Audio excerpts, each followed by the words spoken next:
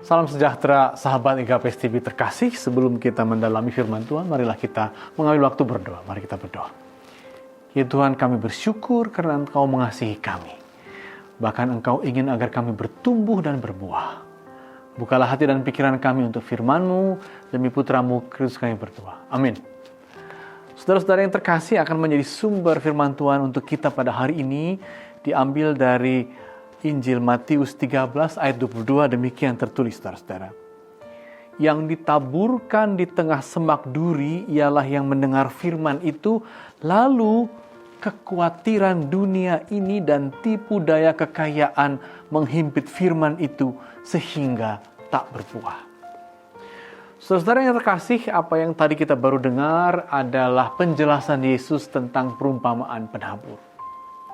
Saudara-saudara tentu sering mendengar bahwa Yesus banyak sekali menceritakan rahasia kerajaan Allah dengan menceritakan hal-hal dari dunia pertanian, membuat perumpamaan dari tumbuh-tumbuhan. Ada satu bagian dari perkataan Yesus, yaitu dari Lukas 13, 6 ayat 9, sebagai kunci apa artinya seluruh kisah-kisah tanaman tumbuhan yang menjelaskan kerajaan Allah. Kisahnya tentang perumpamaan pohon ara, saudara-saudara. Kala itu pemiliknya atau pengurus kebun itu merasa bahwa pohon aranya tidak berbuah, lalu dia ingin menebangnya. Tetapi saudara-saudara, tuannya, maksudnya Tuhan kita Yesus Kristus di situ mengatakan, biarkan dulu dia tumbuh, jangan buru-buru ditebang. Mungkin tahun depan ia berbuah.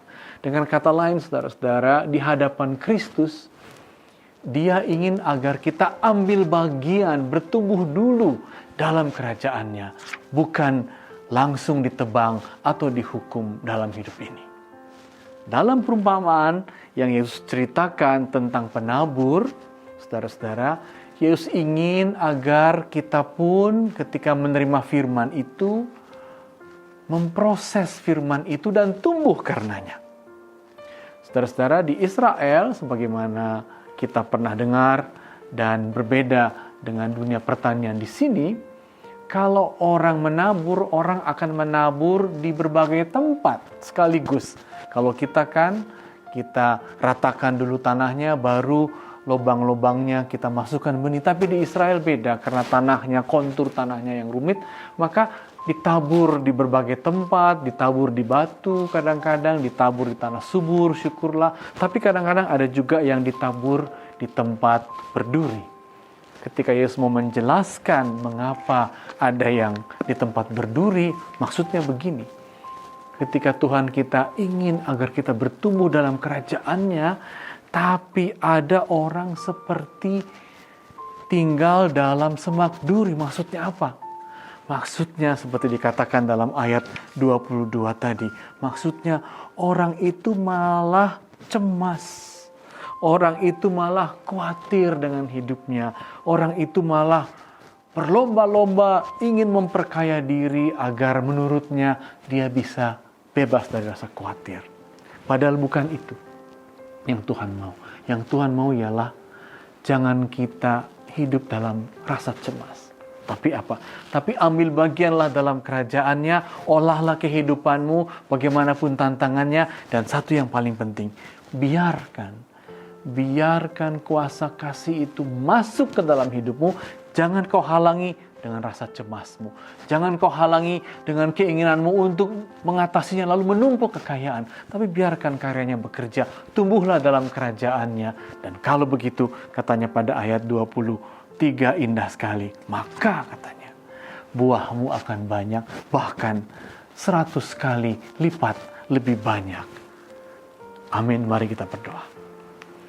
Ya Tuhan, kami bersyukur karena Engkau meminta kami untuk bertumbuh dalam kerajaan-Mu dan tidak hidup dalam rasa khawatir.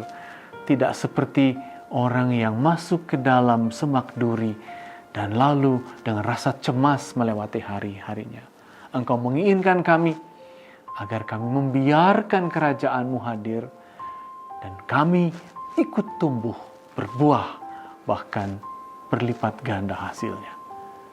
Bukalah hati kami Tuhan untuk meyakini hal itu. Demi putramu, Kristus kami berdoa. Amin.